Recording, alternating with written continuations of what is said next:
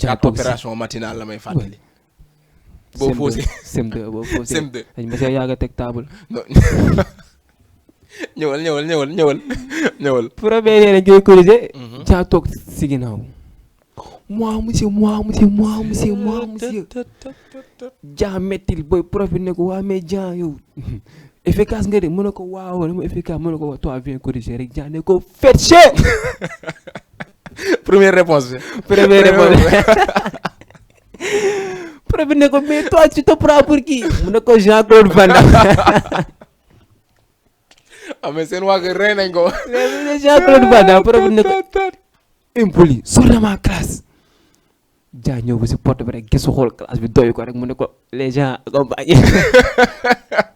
classe bi jóg. ne ko les gens accompagnés moi classe bi ñëpp a génn topp ko ndeysaan.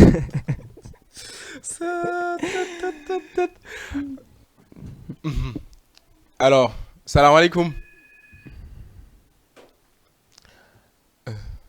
asalaamaaleykum. ah donc je pense que il est parti alors dinañ koy xaaraat fii léegi bu woote waatee rek sur le 60. yàlla bu mu doon jàng. Alors je le rappelle encore, le numéro c'est le 78 116 82 38. Donc vous pouvez rappeler pour joindre Souleymane Boy SB ou bien peut-être participer à l'émission. Le thème plutôt c'est la comédie. Alors on va toujours poursuivre avec les questions. Donc alors tey Boy SB. gis nañ ne àdduna bi fi mu toll nii peut-être yow est-ce que yaa ngi xalaat peut-être comédie bi dem ba un jour doon métier bi nga xam te ni da nga ciy fayee ko cash c'est-à-dire xaalis boo xam te ni xaalis bu leer la daal voilà. li ci kanam rawali bët na ñaan yàlla rek. incha allah dina baax gëm naa loolu. D'accord, Inch'Allah, on l'espère.